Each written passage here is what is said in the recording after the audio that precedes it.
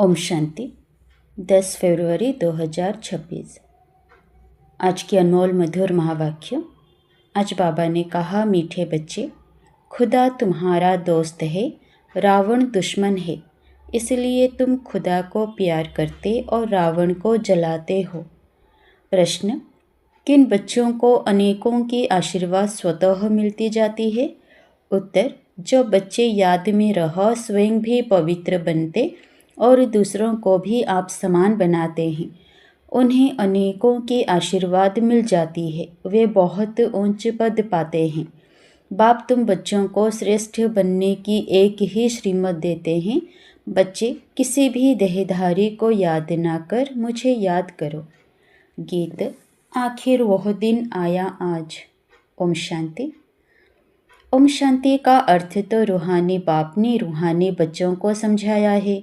ओम माना मैं आत्मा हूँ और यह मेरा शरीर है। आत्मा तो देखने में नहीं आती है, आत्मा में ही अच्छे व बुरे संस्कार रहते हैं। आत्मा में ही मन बुद्धि है, शरीर में बुद्धि नहीं है। मुख्य है आत्मा, शरीर तो मेरा है। आत्मा को कोई देख नहीं सकते, शरीर को आत्मा देखती है। आत्मा को शरीर नहीं देख सकता, आत्मा निकल जाती है तो शरीर जड़ बन जाता है। आत्मा देखी नहीं जा सकती, शरीर देखा जाता है। वैसे ही आत्मा का जो बाप है, जिसको ओ गॉड फादर कहते हैं, वह भी देखने में नहीं आते हैं, उनको समझा जाता है, जाना जाता है। हम आत्माएं सब ब्रदर्स हैं। शरीर में आते हैं तो कहेंगे यह भाई भाई हैं, यह बहन भाई है। आत्माएं तो सब भाई भाई ही हैं। आत्माओं का बाप है परमपिता परमात्मा। जिस्मानी भाई बहन एक दो को देख सकते हैं, आत्माओं का बाप एक है, उनको देख नहीं सकते। तो अब बाप आए हैं पुरानी दुनिया को नया बनाने। नई दुनिया सतयुग थी, अब पुरानी दुनिया कलयुग है, इनको अब बदलना है। पुरानी दुनिया तो खत्म होनी चाहिए ना। पुराना घर खत्म हो, नया घर बनता है ना। वैसे यह पुरानी दुनिया भी खलास होनी है। सतयुग के बाद फिर त्रेता, द्वापर, कलयुग, फिर सतयुग आना जरूर है। वर्ल्ड की हिस्ट्री ज्योग्राफी रिपीट होनी है। सतयुग में होता है देवी देवताओं का राज्य, सूर्यवंशी और चंद्रवंशी। उनको कहा जाता है लक्ष्मी नारायण की डिनाइस्टी, राम सीता की डिनाइस्टी। यह तो सहज है ना। फिर द्वापर कलयुग में और धर्म आते हैं। फिर देवताएं जो पवित्र थे वह अपवित्र बन जाते। इनको कहा जाता है रावण राज्य। रावण को वर्ष वर्ष जलाते आते हैं, परंतु जलता ही नहीं, फिर जलाते रहते हैं। यह है सबका बड़ा दुश्मन, इसलिए उनको जलाने की रस्म पड़ गई है। भारत का नंबर 1 दुश्मन कौन है? और फिर नंबर 1 दोस्त सदा सुख देने वाला है खुदा। खुदा को दोस्त कहते हैं ना। इस पर एक कहानी भी है। तो खुदा है दोस्त, रावण है दुश्मन। खुदा जो दोस्त है उनको कभी जलाएंगे नहीं, वह है दुश्मन, इसलिए 10 शीश वाला रावण बनाए, उनको वर्ष वर्ष जलाते हैं। गांधी जी भी कहते थे हमको राम राज्य चाहिए, राम राज्य में सुख है, रावण राज्य में दुख है। अब यह कौन बेट समझाते हैं? पतित पावन बाप शिव बाबा, ब्रह्मा है दादा। बाबा हमेशा सही भी करते हैं बाप दादा। प्रजापिता ब्रह्मा भी तो सबका हो गया, जिसको एडम भी कहा जाता है, उनको ग्रेट ग्रेट ग्रैंडफादर कहा जाता है। मनुष्य सृष्टि में प्रजापिता हुआ। प्रजापिता ब्रह्मा द्वारा ब्राह्मण रचे जाते हैं, फिर ब्राह्मण सो देवता बनते हैं। देवताएं फिर क्षत्रिय, वैश्य, शूद्र बन जाते हैं। इनको कहा जाता है प्रजापिता ब्रह्मा। मनुष्य सृष्टि का बड़ा। प्रजापिता ब्रह्मा के कितने ढेर बच्चे हैं? बाबा बाबा कहते रहते हैं। यह है साकार बाबा, शिव बाबा है निराकार बाबा। गाया भी जाता है प्रजापिता ब्रह्मा द्वारा नई मनुष्य सृष्टि रचते हैं। अब तुम्हारी यह पुरानी खाल है, यह है ही पतित दुनिया, रावण राज्य। अब रावण की आसुरी दुनिया खत्म हो जाएगी, उसके लिए ही यह महाभारत लड़ाई है।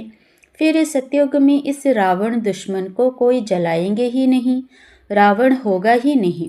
रावण ने ही दुख की दुनिया बनाई है। ऐसे नहीं जिनके पास पैसे बहुत हैं, बड़े बड़े महल हैं, वह स्वर्ग में हैं।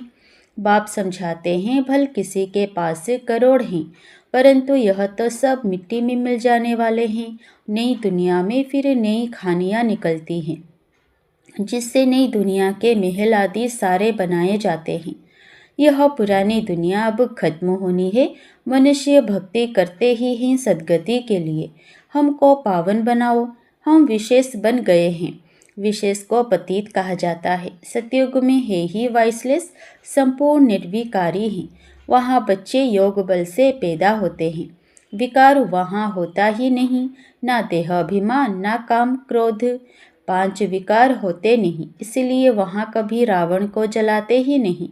यहाँ तो रावण राज्य है। अब बाप कहते हैं तुम पवित्र बनो। यह पतित दुनिया खत्म होनी है। जो श्रीमत पर पवित्र रहते हैं वही बाप की मत पर चल विश्व की बादशाही का वर्षा पाते हैं। इन लक्ष्मी नारायण का राज्य था ना, अभी तो रावण राज्य है जो खत्म होना है। सतयुगी राम राज्य स्थापन होना है। सतयुग में बहुत थोड़े मनुष्य रहते हैं। कैपिटल दिल्ली ही रहती है, जहाँ लक्ष्मी नारायण का राज्य होता है। दिल्ली सतयुग में परिस्तान थी, दिल्ली ही गद्दी थी। रावण राज्य में भी दिल्ली कैपिटल है, राम राज्य में भी दिल्ली कैपिटल रहती है। परंतु राम राज्य में तो हीरो जवाहरातों के महल थे, अथह सुख था। अभी बाप कहते हैं तुमने विश्व का राज्य गंवाया है, मैं फिर तुमको देता हूँ। तो मेरी मत पर चलो। श्रेष्ठ बनना है तो सिर्फ मुझे याद करो और किसी देहधारी को याद ना करो। अपने को आत्मा समझ मुझ बाप को याद करो तो तमो प्रधान से सतो प्रधान बन जाएंगे। तुम मेरे पास चले आएंगे, मेरे गले की माला बनकर फिर विष्णु की माला बन जाएंगे। माला में ऊपर में मैं हूँ, फिर 2 हैं ब्रह्मा सरस्वती। वही सत्युग के महाराजा महारानी बनते हैं। उन्हों की फिर सारी माला है जो नंबरवार गद्दी पर बैठते हैं। मैं इस भारत को इन ब्रह्मा सरस्वती और ब्राह्मण द्वारा स्वर्ग बनाता हूँ। जो मेहनत करते हैं उन्हों के ही फिर यादगार बनते हैं। वह है रुद्रमाला और वह विष्णु की माला। रुद्रमाला है आत्माओं की और विष्णु की माला है मनुष्यों की। आत्माओं के रहने का स्थान वह निराकारी परमधाम है, जिसको ब्रह्मांड भी कहते हैं। आत्मा कोई अंडे मिसल नहीं है, आत्मा तो बिंदी मिसल है। हम सब आत्माएं वहाँ स्वीट होम में रहने वाली हैं। बाप के साथ हम आत्माएं रहती हैं। वह है मुक्ति धाम। मनुष्य सब चाहते हैं मुक्ति धाम में जाएं, परंतु वापस कोई एक भी जा नहीं सकते। सबको पार्ट में आना ही है। तब तक बाप तुमको तैयार करते रहते हैं। तुम तैयार हो जाएंगे तो फिर जो भी आत्माएं हैं वह सब आ जाएंगी। फिर खलास, तुम जाकर नई दुनिया में राज्य करेंगे। फिर नंबरवार चक्र लगेगा। गीत में सुनाना, आखिर वह दिन आया आज। तुम जानते हो जो भारतवासी अब नरकवासी हैं वह फिर स्वर्गवासी बनेंगे। बाकी सब आत्माएं शांति धाम में चली जाएंगी। समझाना बहुत थोड़ा है। अल्फ बाबा, बे बादशाही। अल्फ को बादशाही मिल जाती है। अभी बाप कहते हैं मैं वही राज्य फिर से स्थापन करता हूँ। तुम 84 जन्म भोग अब पतित बन गए हो। पतित बनाया है रावण ने। फिर पावन कौन बनाते हैं? भगवान, जिसको पतित पावन कहते हैं। तुम कैसे पतित से पावन, पावन से पतित बनते हो? वह सारी हिस्ट्री ज्योग्राफी रिपीट होगी। यह विनाश है ही इसके लिए। कहते हैं ब्रह्मा की आयु शास्त्रों में 100 वर्ष है। यह जो ब्रह्मा है जिसमें बाबेठ वर्षा देते हैं, उनका भी शरीर छूट जाएगा। आत्माओं को बैठ आत्माओं का जो बाप है वह समझाते हैं। मनुष्य को पावन बना ना सके। देवताएं कभी विकार से नहीं पैदा होते हैं। पुनर्जन्म तो सब लेते आते हैं ना। बाप कितना अच्छी तरह से समझाते हैं कि कहाँ तकदीर जग जाए। बाप आते ही हैं मनुष्य मात्र की तकदीर जगाने। सब पति दुखी हैं ना, त्राही त्राही कर विनाश हो जाएंगे। इसलिए बाप कहते हैं त्राही त्राही करने के पहले मुझ बेहद के बाप से वर्षा ले लो।